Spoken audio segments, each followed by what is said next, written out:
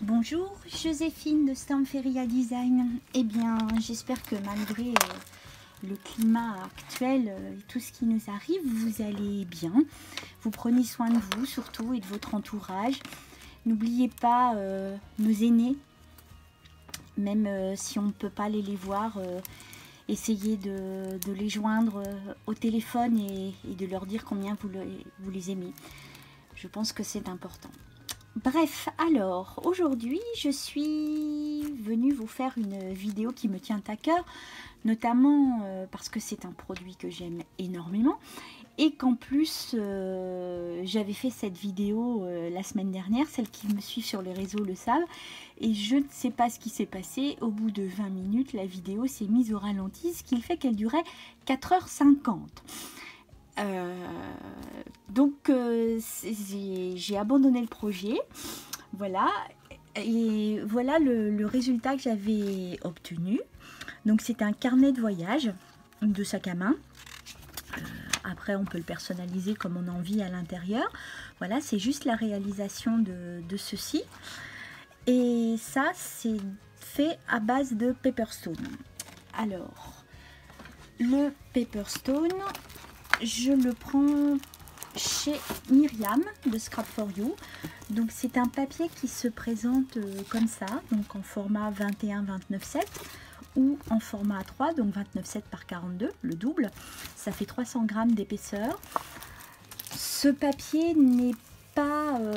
alors ça s'appelle Stone Paper parce que, donc si on le traduit littéralement, papier pierre, mais en fait il s'appelle Stone Paper parce que ce n'est pas un papier à proprement dit comme nous on l'entend en France, c'est-à-dire fait avec des fibres de bois, mais il est fait avec des minéraux, donc totalement écologique. Il n'y a pas du tout de bois à l'intérieur de ça.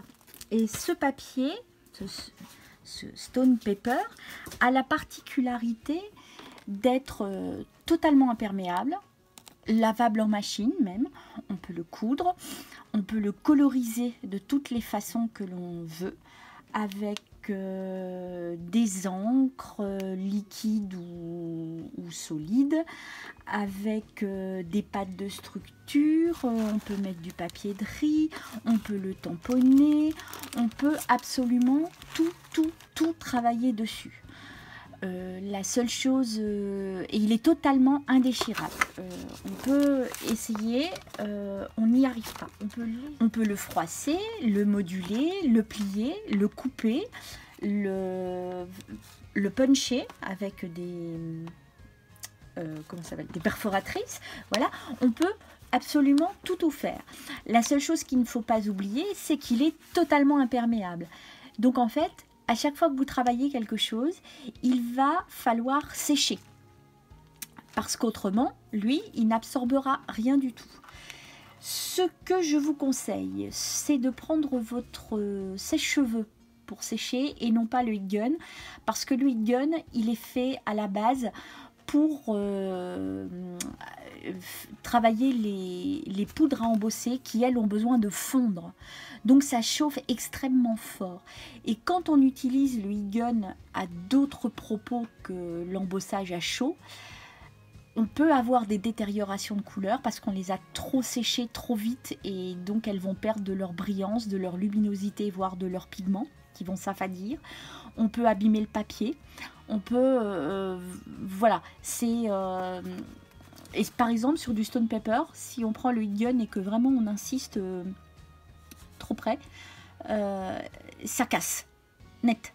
C'est vraiment, bon, il faut y aller fort, mais c'est vraiment très bizarre. Et dans toutes vos utilisations, moi je vous conseille, à part pour la poudre à embosser, d'utiliser le sèche-cheveux parce que vous aurez de bien meilleurs résultats. Voilà. Donc nous allons réaliser un petit carnet comme ça. C'est pour vous montrer une étendue de ce que l'on peut faire, mais il y a plein de méthodes. Après, vous appliquez toutes les méthodes dont vous avez envie. Et je vais prendre exactement le même combo de couleurs que pour celui que j'ai réalisé ici.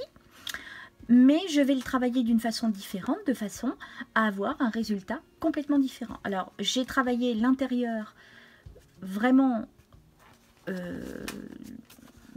de façon, de structure, de couleur très très différentes pour éviter de faire vraiment trop uniforme, hein, parce que c'est quand même lassant.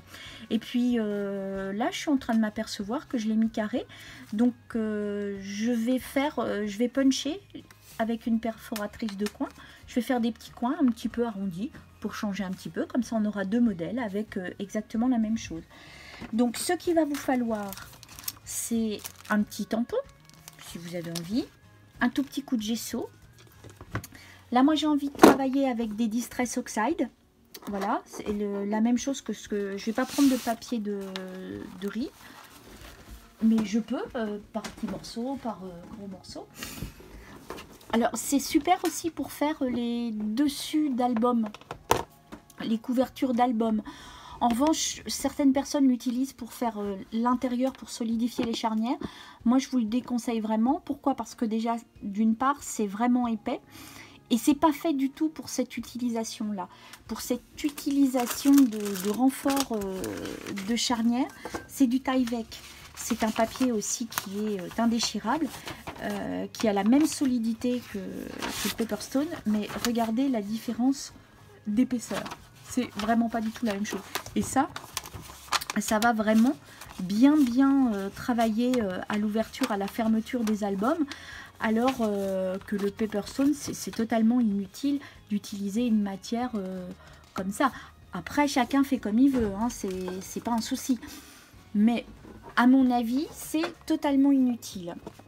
D'ailleurs, c'était une de nos conversations avec Myriam de chez Scrap for You, où je prends, voilà, elle a vraiment de jolies choses, un assortiment vraiment très intelligent de produits, avec des prix aussi qui sont très corrects. Et elle est d'une gentillesse incroyable. On peut vraiment lui demander des conseils. Elle n'est pas avare et elle vous répondra le plus rapidement possible. Je l'ai déjà fait et je peux le certifier. Et je reprécise que je n'ai aucune action dans aucune entreprise que je cite. La seule chose, c'est que les gens qui ont des beaux produits et qui travaillent bien, eh bien, je pense qu'ils ont le mérite d'être cités. Voilà. Donc là, je vais prendre ma bordure coin. Je vais faire mes 4 petits coins. Donc, j'ai choisi un coin bien arrondi. Donc, voilà. Vous allez voir. Vous voyez, on punch très facilement. Voilà. Donc là, j'ai découpé mon A4 en deux. Et je l'ai plié. Donc j'ai coupé mon A4 en deux dans le sens de la largeur. Je l'ai retourné et je l'ai plié en deux de façon à faire le petit format de mon carnet de sac à main. Comme ça. Voilà. Donc je vais faire mes 4 coins. Voilà, donc on fait toujours bien attention que le bord soit bien inséré. Voilà. Ça c'est fait. Et donc là maintenant, je vais travailler avec les Distress Oxide, mais je pourrais très bien travailler avec les Distress Ink. Hein, c'est exactement la même démarche. Je pourrais travailler au rouleau. Là, j'ai pas trop envie. J'ai envie plutôt de travailler à l'éponge. Mais vous pouvez travailler au rouleau en bien se remémorer. Oh là là, excusez-moi. Que les Distress Oxide se superposent, les couches se superposent si vous mettez différentes couleurs, que les Distress Ink se mélangent. Hein, si vous mettez un bleu et un jaune, vous aurez un verdâtre. Que si vous mettez un bleu et un jaune d'oxyde, vous n'aurez pas du tout le même résultat parce que elles se superposent. Donc on peut vraiment obtenir des super beaux fonds. On invente sa couleur en fait. Alors je vais travailler avec du violet, du rose, du peacock,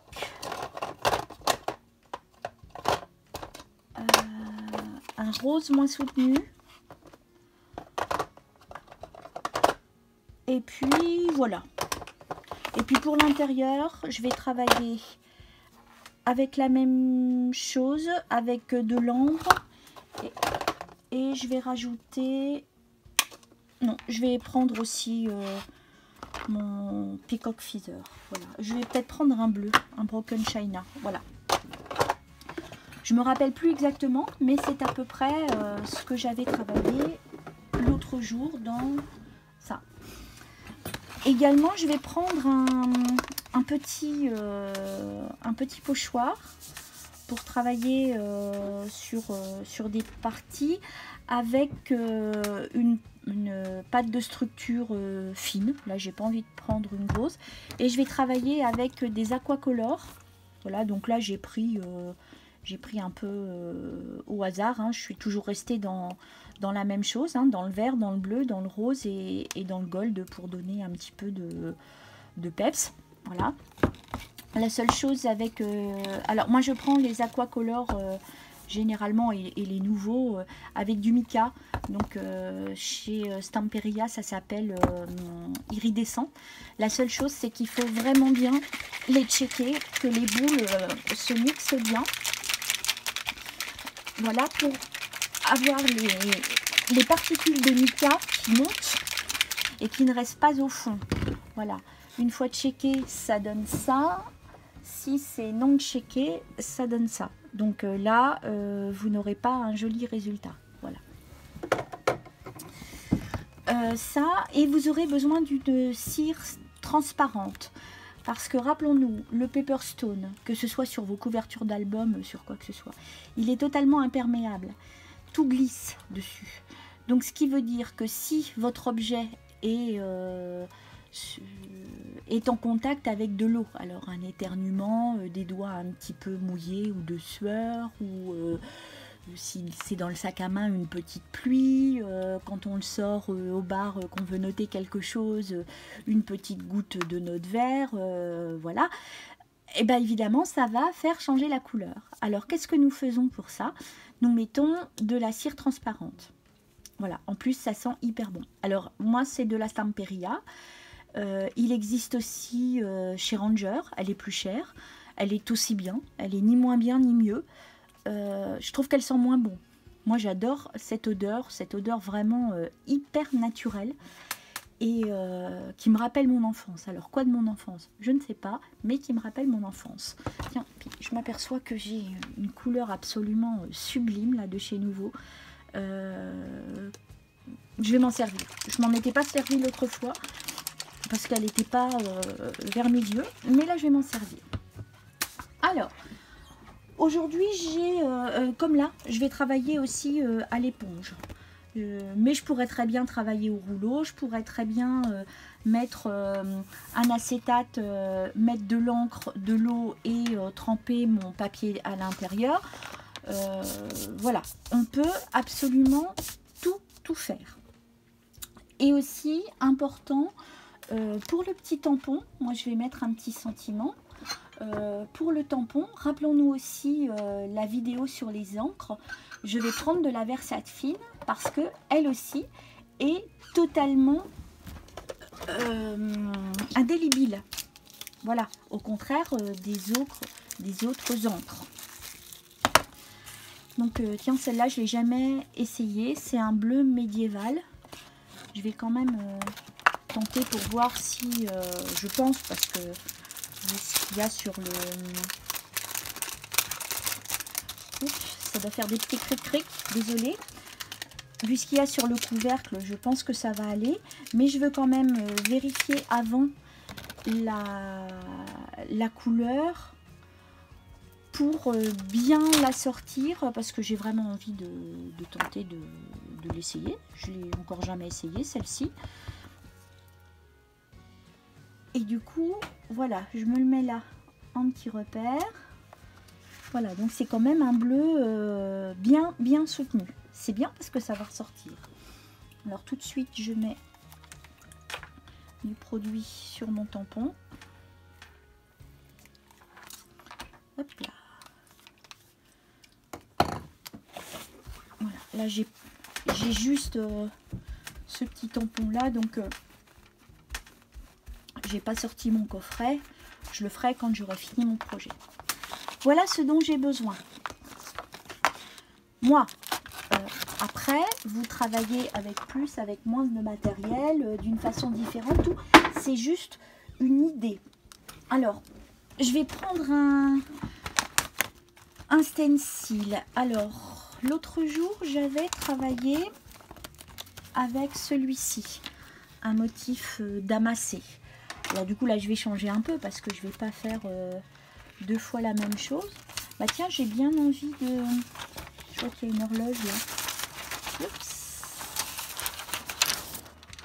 Alors, l'épaisseur des stencils n'est pas relative à leur solidité. L'épaisseur des stencils va juste faire que vous aurez plus ou moins de matière sur votre projet. Ceux-ci sont très fins, mais sont très solides. Voilà, j'ai envie de mettre de l'horloge. L'écriture, ça serait sympa. Et je vous avais montré une fois, c'était pas un ananas, mais c'était avec un flamant rose. Mais par exemple, sur un grand projet, vous n'avez pas envie de faire l'ananas du tout, mais vous avez envie d'apporter de la texture, vous pouvez très bien prendre une partie de cet ananas, des petits morceaux, des bouts comme ça, et apporter des petits bouts de texture comme ça. Hein. C'est pas un souci.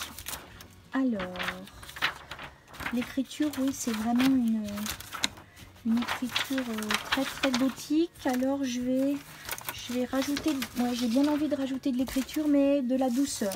Donc je vais prendre des lettres plutôt comme ça, ce qu'on appelle les lettres à la française. Et ça qu'on appelle plutôt les lettres à l'allemande. Alors je vais commencer par ça. Donc celui-ci, alors vous voyez, celui-ci il est très épais. Donc évidemment, quand je vais mettre celui-ci, je vais apporter beaucoup plus de matière. Comme ici. Vous voyez, ici, on voit que il y a pas mal d'épaisseur de pâte. Alors, n'oublions pas que notre carnet va être comme ceci. Voilà. Donc ici j'aurai le dessus, ici j'aurai le dessous, et là j'aurai l'intérieur. Ça fait le contraire, hein, mais bon, je pars comme ça. Donc là je suis sur mon dessus, là je suis sur mon arrière. Alors sur mon dessus, j'ai vraiment envie qu'il y ait un morceau d'horloge. Donc mes horloges sont très grosses.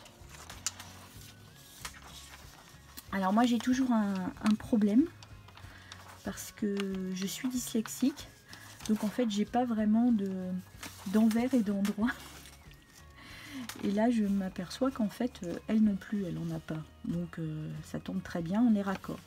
Donc je vais mettre un bout d'horloge ici. Voilà. Donc je prends ma pâte de structure. Une spatule. Voilà.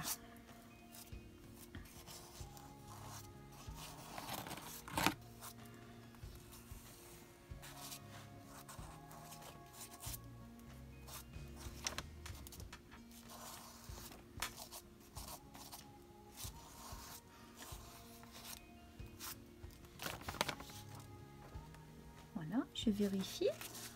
Ça me semble très sympa. Je vais en rajouter un tout petit peu, un petit bout d'horloge là en haut pour faire un petit rappel. Alors pas dans la pliure parce que ça va être très sollicité. Donc ma pliure, je la visualise bien. Elle est ici, donc je vais pas aller plus loin.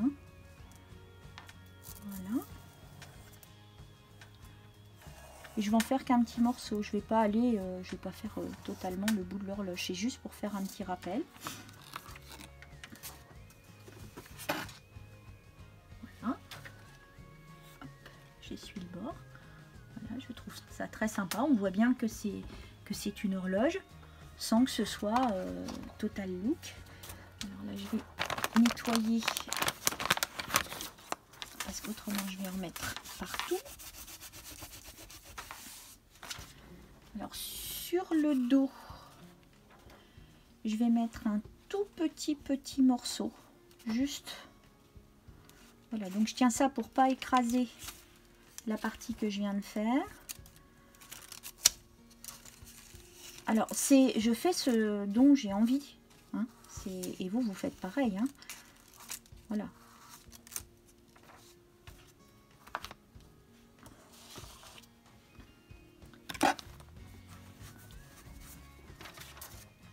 Alors là, je vais nettoyer grossièrement, mais nettoyer mon stencil parce que autrement ça va sécher et ça sera beaucoup plus difficile à nettoyer. Si vous l'avez laissé sécher comme ça, je vous conseille de le mettre dans un lavabo, dans l'évier, dans une cuvette, dans ce que vous voulez, à tremper. Voilà. Parce que tous ces produits sont à base d'eau. Donc au contact de l'eau, il se nettoie.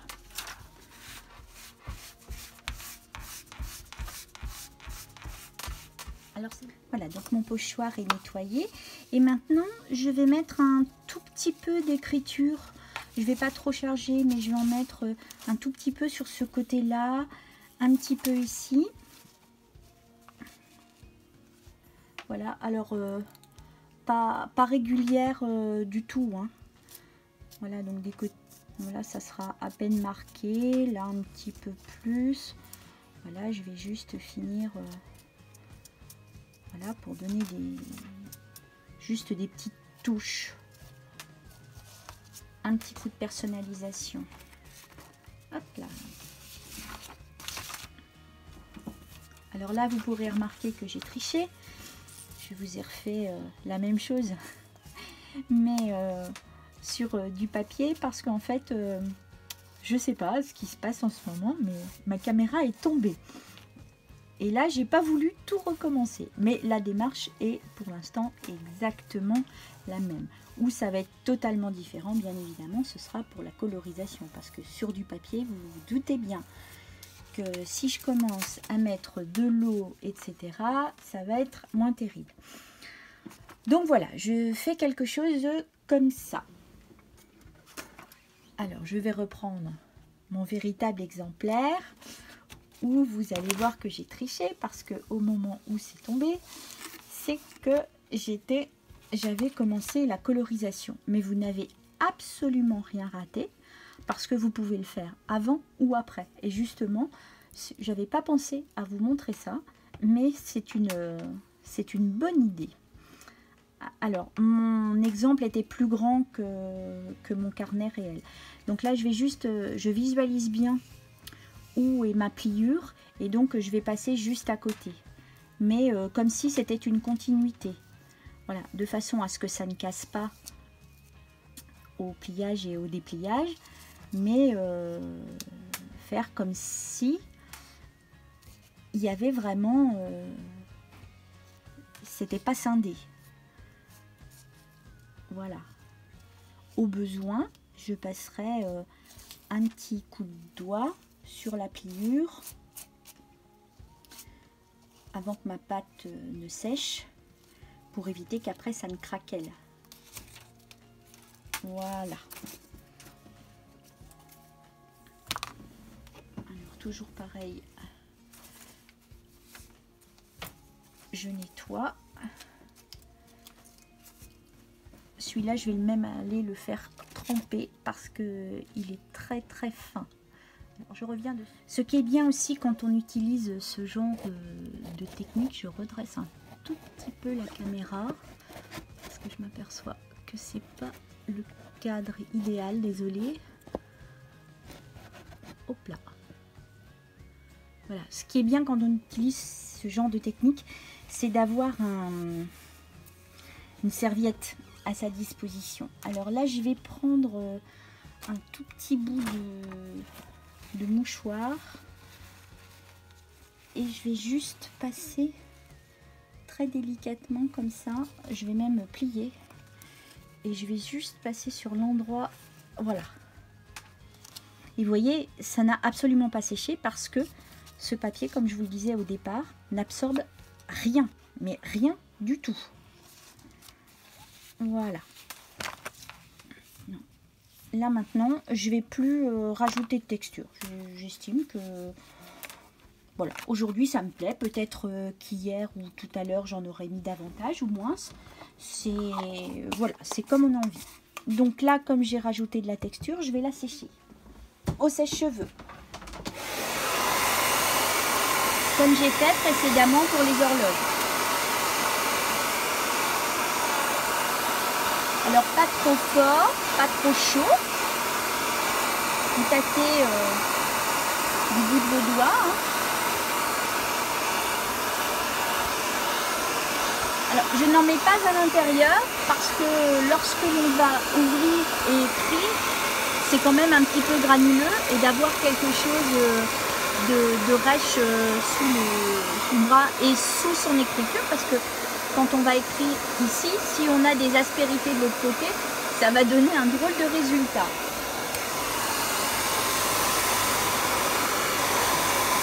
Voilà, donc là, ma texture me semble bien. Elle me semble bien sèche. Donc, précédemment, sans vous, j'avais travaillé la Distress Oxide Festive Berry, qui est un rose assez soutenu, celui que j'ai utilisé sur ces parties-là. Voilà, donc en fait maintenant ce que je vais faire, je vais prendre mon violet, qui est un Wild Violet, voilà. Et là j'ai envie d'avoir un résultat beaucoup plus violet que sur mon carnet précédent, voilà. Alors, je mets un peu l'excédent ici et voilà.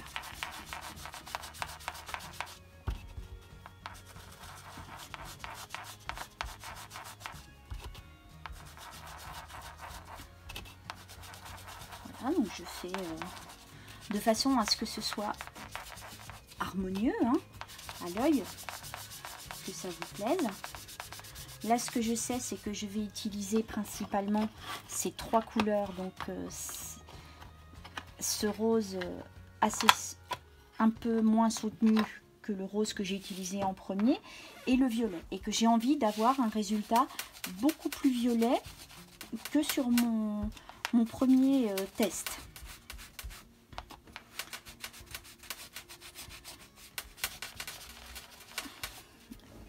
Je trouve que c'est vraiment très très sympa.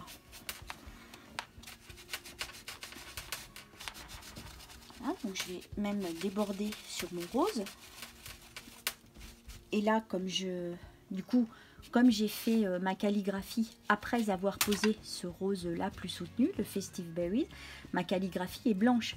Ce qui fait que si je passe juste comme ça, ma calligraphie sera violette sur l'encre rose, ce qui est très très sympa aussi.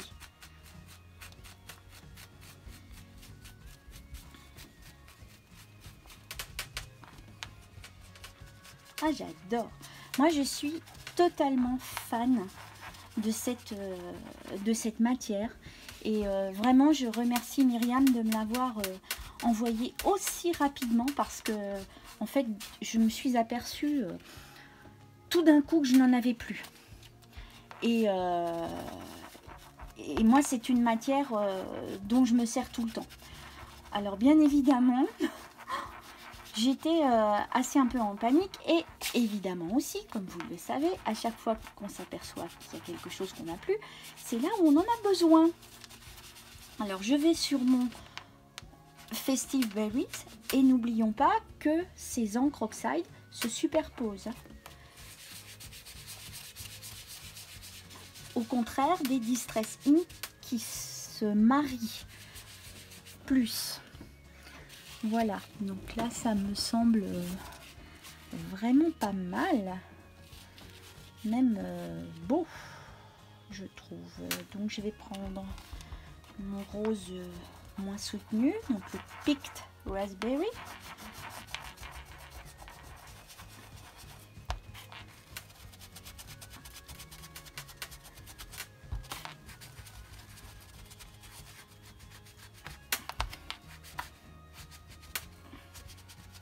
Je je regarde, hein, voilà, donc ça me semble pour l'instant pas mal. Il y a des endroits où il y en a moins, où il y en a plus ici. Voilà, je vais travailler également cette partie-là.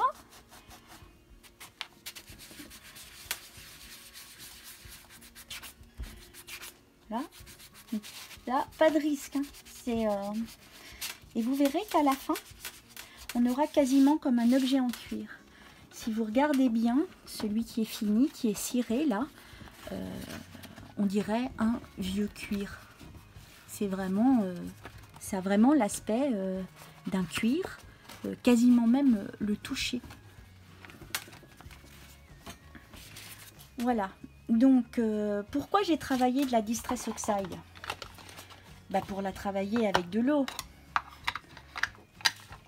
Et la Distress Oxide, au contraire de la Distress Ink, qui va faire comme un effet marbré crescendo, la Distress Oxide, quand on va rajouter de l'eau, c'est comme sur la boîte, en fait, ça fait plutôt un fond un peu blanc. Voilà, donc là, je pousse et je vais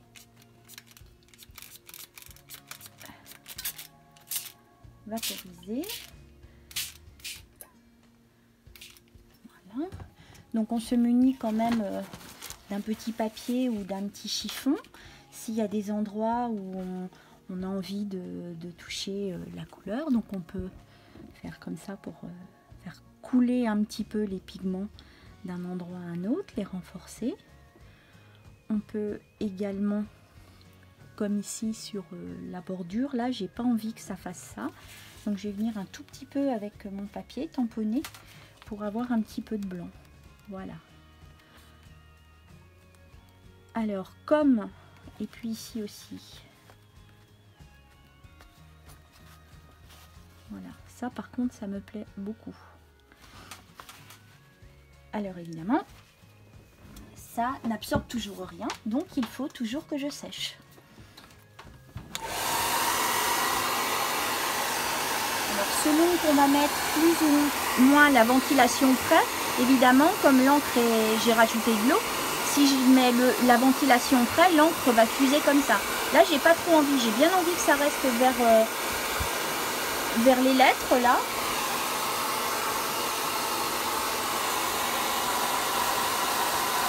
Alors c'est plus long même que sur du papier aquarelle, parce que le papier aquarelle est un papier qui supporte l'eau parce que ses fibres sont longues, mais qui est très absorbant. Lui n'est absolument pas absorbant.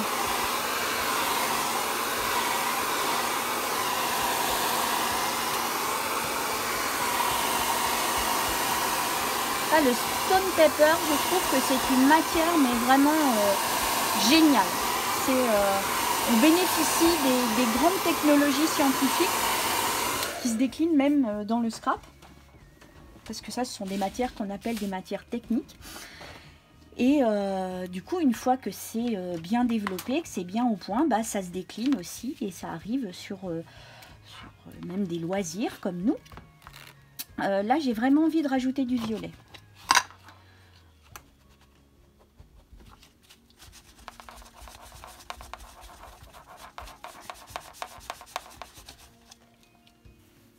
Oui, alors comme on est confiné, je fais de la résistance à ma manière. Je sors mes plus jolis vêtements. Comme on ne peut pas sortir, je refuse de m'habiller en pyjama ou en jogging. C'est mon point de vue à moi. Alors là, je remets un petit peu d'eau. Voilà. Vous voyez, tout de suite, dès qu'on met de l'eau, la couleur travaille. Hein. Voilà. Ah oui, ça me plaît beaucoup plus ça. Donc je vais ressécher.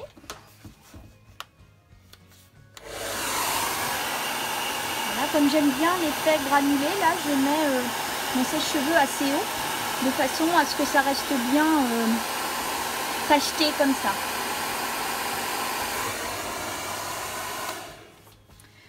Avec le restant de violet que j'ai sur mon éponge, je vais venir travailler un petit peu ce rebord là et celui-ci. Donc je vais rentrer là comme ça.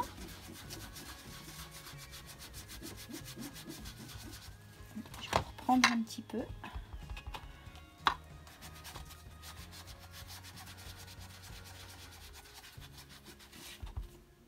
Et puis ici.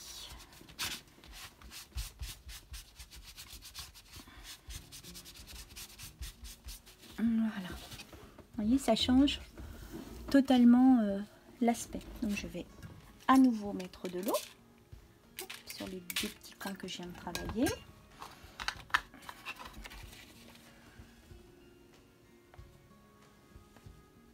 Voilà.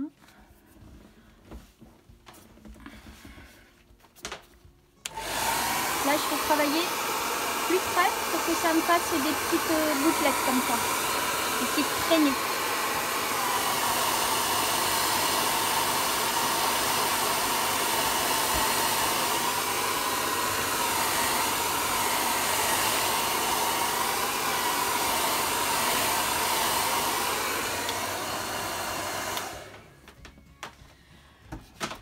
Alors, donc ça c'est le dessus, ça c'est le derrière.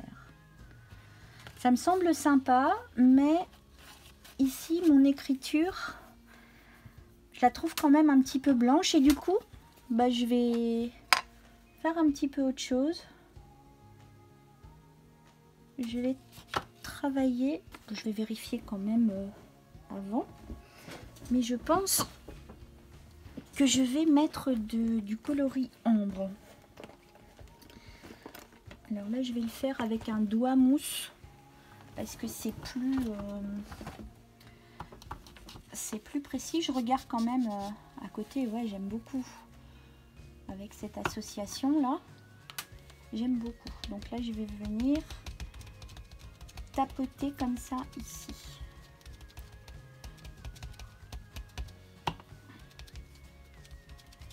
Voilà.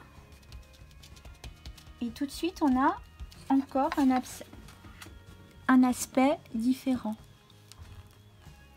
Voilà, là on a rajouté du dynamisme.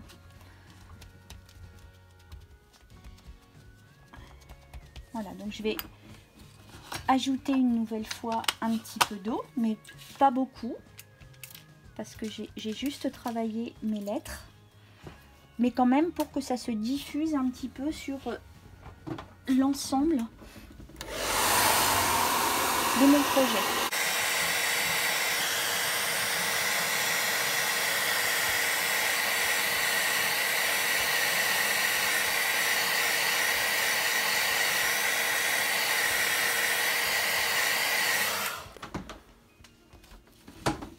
Voilà, donc au niveau de la colorisation, moi ça me plaît, mon fond me plaît. Voilà, j'ai créé mon fond. Voilà, donc avec des motifs qui sont mes pochoirs, les horloges et les écritures, et mon fond colorisé qui sont les encres que j'ai mélangées et travaillées avec de l'eau. Là, je trouve que mon résultat me plaît en colorisation. Maintenant, je vais lui apporter du volume. Donc c'est là où je vais travailler avec mes encres spray. Alors, deux techniques. Soit je pchite comme ça, soit je travaille avec la canule. Ça, c'est comme on a envie. Je pense qu'aujourd'hui, je vais travailler avec la canule. Voilà. Et surtout, si vous pchitez, pensez bien, veillez bien tout le temps à nettoyer, à faire tremper vos embouts quand vous utilisez, parce que dedans, il y a de la poudre mica et sinon, elle reste dans le pchit et c'est bouché, parce que ce sont vraiment des particules. L'avantage quand on ne travaille qu'avec la canule, c'est qu'on n'a pas à nettoyer les embouts. Ça, c'est pas mal. Alors, je vais travailler ce bronze là. Alors, en premier, je vais travailler ce vert et ce rose. Alors, pourquoi je les utilise ceux-là? Parce qu'ils vont m'apporter de la brillance, des petites touches, voilà, très vibrantes. Alors, ce rose-là ne va pas apporter énormément de contraste. Il va juste apporter, j'en mets pas beaucoup d'ailleurs, il va juste apporter un petit peu de relief. Voilà, donc je pars là-dessus, je sèche. évidemment. Je sèche de haut parce que j'ai envie de garder l'effet gouttelette. Voilà. Et même si vous l'utilisez, vous utilisez les encres avec du mica dedans, j'ai remarqué à l'utilisation qu'en fait, quand on les sèche mécaniquement, le côté brillant ressort beaucoup plus que quand on les laisse sécher comme ça. Donc même si on a le temps, si vous voulez avoir l'effet métallique, préférez de les sécher.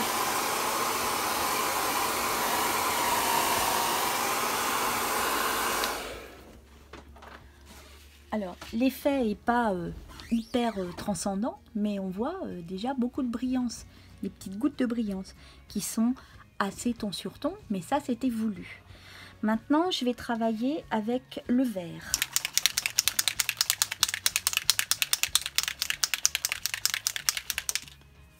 Et pareil, je vais travailler avec la canule. Voilà, donc je regarde, oh, c'est beau, hein. Ouais, j'adore. Donc je vais en mettre un petit peu là, puis un petit peu là. Je vais pas non plus trop charger parce que j'ai vraiment envie de travailler avec le bronze. Voilà. J'ai vraiment envie de travailler avec le bronze et le bleu marine qui vont apporter beaucoup de relief.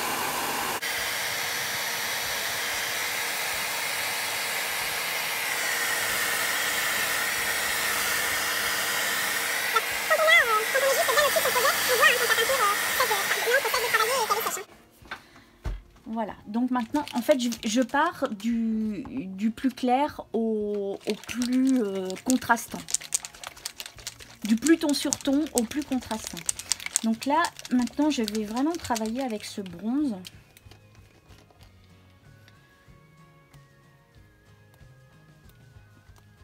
Et voilà, petite.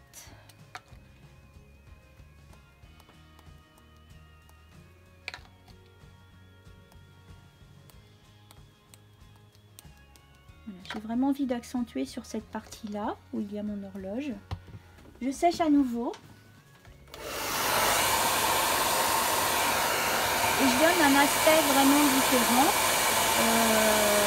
au niveau de la texture et du volume sur l'avant que sur l'arrière, comme un livre. En fait, sur la couverture de votre livre, vous avez vraiment beaucoup d'éléments, des photos, un gros titre, etc., etc. Et sur l'arrière, vous avez des choses plus petites, le résumé, ce que vous voulez. Voilà, donc en fait, mon carnet sera comme ça dessus et comme ça derrière. Voilà. Et là, on voit bien tout le travail de l'encre. Et là, je vais travailler mon bleu foncé, mais vraiment par petites touches. Hein. Toujours bien le square avant. Alors, je regarde un petit coup.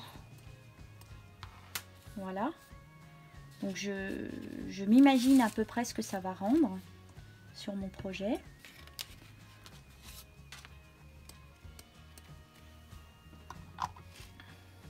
Alors, je le fais de haut. Voilà. Pour être sûr de ne pas trop surcharger. Bon, après, comme c'est imperméable, bien évidemment, si je mets un petit coup de mouchoir en papier dessus, je vais l'enlever. Mais voilà.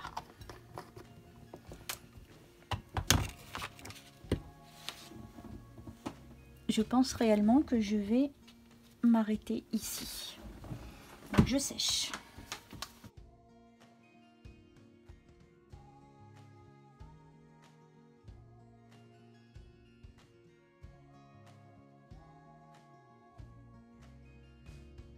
Je trouve que d'avoir mis le jaune là juste sur les lettres comme ça donne vraiment du volume, du relief à mon objet. Et maintenant, pour bien faire rentrer les yeux dans le cadre, comme une photo, si vous la mettez au mur sans cadre, sans rien, elle est un peu diffuse dans l'espace. Donc on ajoute tout le temps des cadres. Donc là nous allons fabriquer un cadre, mais un cadre avec de l'encre. Là donc je vais prendre de la Distress Ink parce que, pourquoi? Je n'ai pas envie de recouvrir mon fond, j'ai juste envie de faire un cadre, pas vraiment de lui donner un aspect vieilli parce que c'est pas quelque chose qui est vintage, c'est plutôt girly. Donc là j'ai choisi un tie-dye, voilà, et je vais venir surligner toute ma bordure, mais avec une distressing de façon à ne pas couvrir mon fond, parce que si j'avais travaillé avec une Distress Oxide, je couvrirais, puisqu'elle se superpose. Voilà, donc je prends une mousse.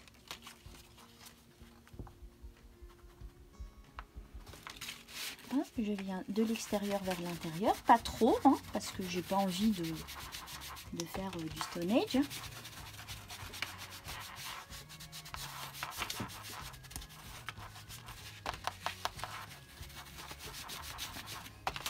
Mais juste d'ourler en fait pour faire rentrer l'œil à l'intérieur de mon objet.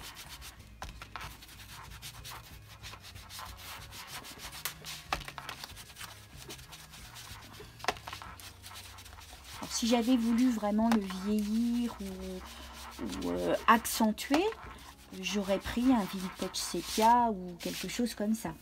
Et là il y a toujours le bouton de mon rebord de manche. Voilà, et là donc j'en ai fait la moitié.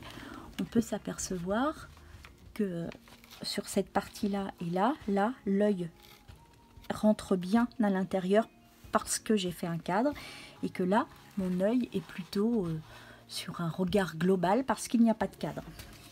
Donc je vais faire exactement la même chose ici. Alors des endroits il peut y en avoir un petit peu plus, un petit peu moins, hein. Ça c'est pas un souci. Vous voyez là j'en ai mis davantage, mais comme c'est de la ink, ça ne recouvre pas mon fond.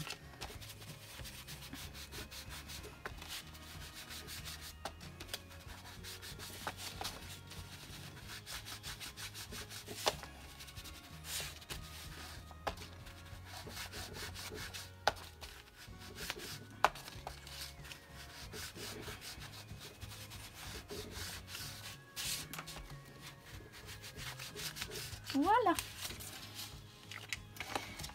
Maintenant, je veux travailler mon petit tamponnage. Donc, mon tamponnage, c'est celui-ci, c'est Petits Instants Inoubliables. Alors, j'ai envie de le travailler là, comme ça. Alors, ce que je vais faire, je vais fabriquer une sorte d'étiquette. Alors, hyper simplement, avec du gesso et mon petit doigt. Si j'arrive, oui, à ouvrir la bouteille. Alors, je prends du gesso, hop, avec mon petit doigt. Je viens le mettre où? Je vais regarder.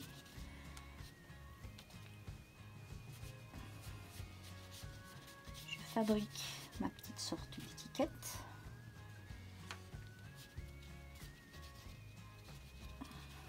Je regarde si ça rentre, c'est pas tout à fait assez grand. Hop.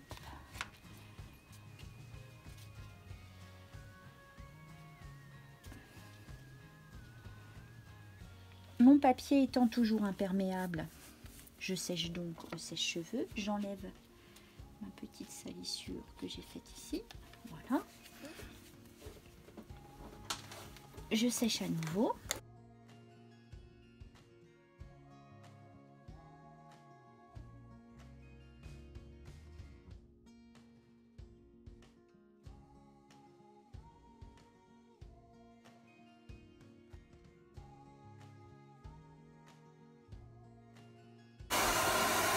Voilà, donc j'ai fait une sorte de petit cadre, de petite étiquette, un peu plus clair, pour poser mon petit mot. Voilà. Donc maintenant, je prends ma Versafine qui n'est pas soluble à l'eau. Voilà. Donc avec mon bloc, je regarde pour bien me positionner où j'ai envie, hein, par transparence.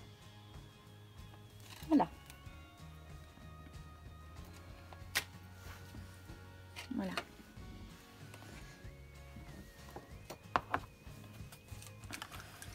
Alors évidemment, comme j'ai de la structure dessous, où il y a de la structure, c'est un petit peu moins bien marqué. Mais de toute façon, c'est le résultat que l'on veut obtenir avec ce genre de texturisation. Si on voulait obtenir quelque chose d'hyper bien marqué, on ne travaillerait pas ce genre de choses. Comme on se le rappelle, l'encre Versafine est très très longue à sécher. Et que si je voulais même m'amuser, je pourrais mettre une poudre à embosser, par exemple, comme l'Artemio Las Vegas, qui est transparente avec des paillettes dorées. Et je pourrais l'embosser à chaud, ce qui fait que mon encre bleue serait pailletée dorée. Mais j'ai pas envie. Je pourrais le faire, mais j'ai pas envie.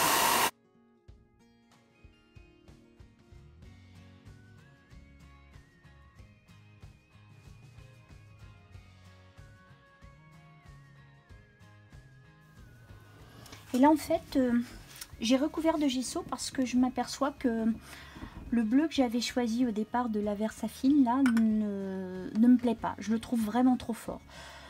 Donc, je vais regarder sur deux autres Versafines. Je vais regarder sur une Crimson Red et sur une Vintage Sepia. Je pense que vraiment, je vais me diriger sur la Vintage Sepia. Je suis pas tout à fait sûre, mais presque. Alors, je vais tamponner sur mon brouillon, déjà, pour voir les deux. Donc là, je l'essuie et puis je vais essayer la rouge. Je n'aime pas ces boîtiers de Versafine là. Hop. Je les mets tous les deux à côté de mon projet. Et comme ça me permet de bien visualiser. Et en fait, moi qui étais partie sur la Vintage Sepia, eh bien, je vais vraiment aller sur la rouge. Donc j'ai remis du gesso en 2 fois. J'ai bien séché. Et du coup, je vais retamponner. Alors ça permet de se rendre compte aussi qu'on peut faire des erreurs. C'est jamais fichu. Je vous le dis souvent, mais c'est vrai. On peut recouvrir tout. Voilà, il suffit de ne pas s'énerver, voilà. Donc je peux me permettre de ranger, parce que comme vous savez, la Versafine met extrêmement longtemps à sécher. Voilà, donc je fais, voilà. Hop. Ah oui, ça me plaît beaucoup plus. Voilà, donc là je vais la sécher un peu. Et on va arriver à la dernière étape de notre projet. Bon, après, il y aura l'intérieur à faire, mais ça, vous ferez pareil, avec des techniques un peu semblables.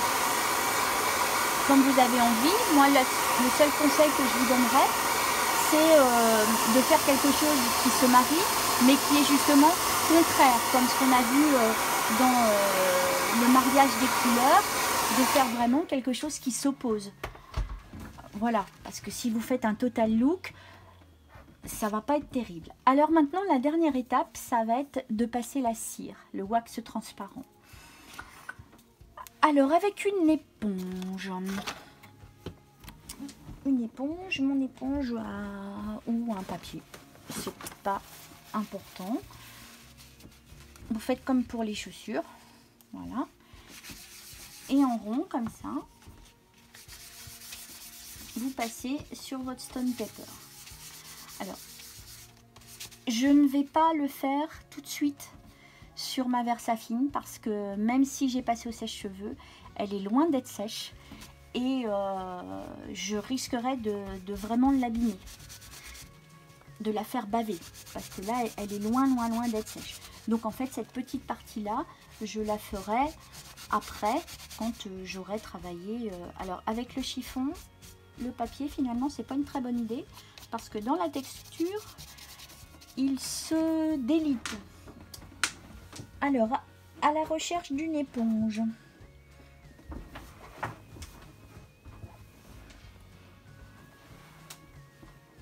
Voilà.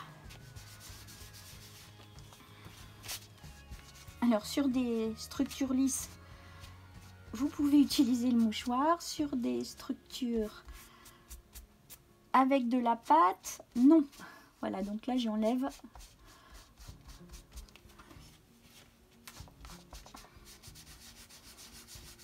Ah oui, puis ce que je voulais rajouter juste à la fin, pour the final touch, sur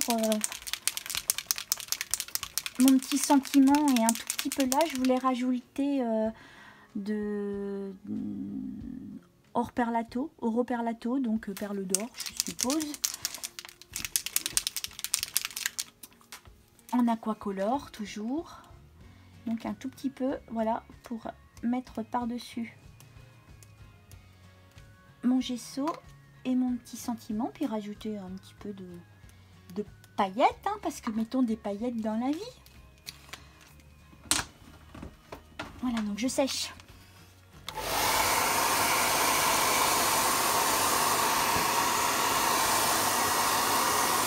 Voilà, donc là volontairement, je mets l'air assez près pour faire des petites projections. Sur mon gesso, bien évidemment, ça va rester plus statique.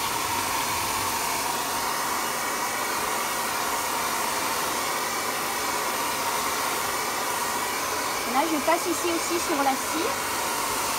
Je ne sais pas si vous verrez, mais vous, quand vous le faites, vous allez voir la cire en chauffant, elle va fondre un peu, donc elle va bien se répartir partout.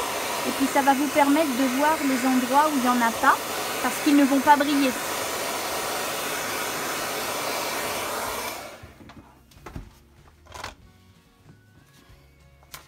Voilà. Donc là j'en mais partout, sauf sur ma Versafine, hein, parce que elle va être très longue à sécher, parce que déjà elle ne réagit pas à l'eau, et qu'en plus mon papier aussi est totalement hydrofuge.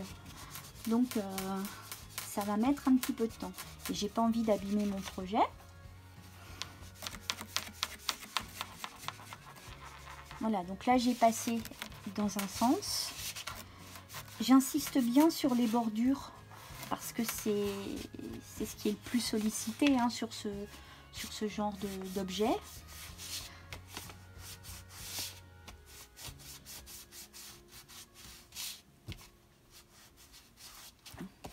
Voilà. Je vais passer un coup de sèche-cheveux. Alors là, je peux se passer bien près, hein, parce que mon sèche-cheveux n'est pas réglé à puissance maximale. Voilà, donc là, je vois bien la cire, moi, qui travaille. Je ne sais pas si vous voyez.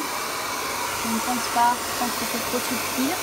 Mais je vois bien ma cire qui travaille et qui se répartit. Et maintenant, je vais en passer dans l'autre sens. Alors, un petit pot comme ça, ça vous fait très longtemps, hein.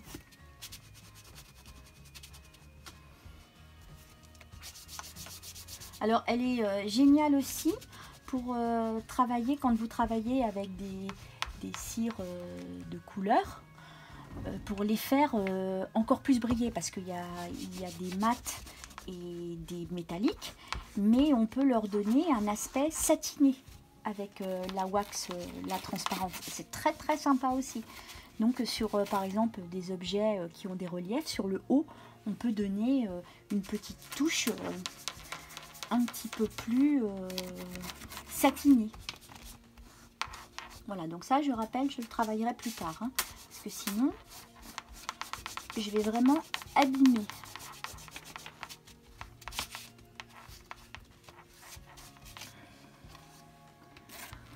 Voilà, donc, ce qu'il vous reste à faire, c'est donc à découper des feuilles blanches qui fasse 1,5 cm de chaque côté de moins en longueur, 1,5 cm aussi en hauteur en haut et en bas, donc 1 cm de moins tout le tour. Vous faites des petits trous, vous passez un fil, un ruban, ce que vous avez envie, un élastique, ce que vous avez envie. Vous colorisez l'intérieur quand même, hein, uniforme même aussi, pourquoi pas, c'est très très joli. Vous pouvez poser du papier décor, vous pouvez mettre du papier de riz, vous pouvez mettre de la pâte craquelée par exemple. Il n'y a pas de limite à l'imagination, hein. Voilà, donc, et là, on peut s'apercevoir quand même qu'avec deux choses exactement identiques, qu'on a travaillé exactement de la même façon avec les mêmes produits, on a un résultat qui est quand même assez différent.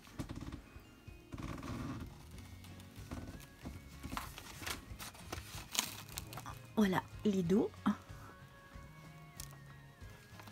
et les devants. Alors j'espère que ça vous a plu.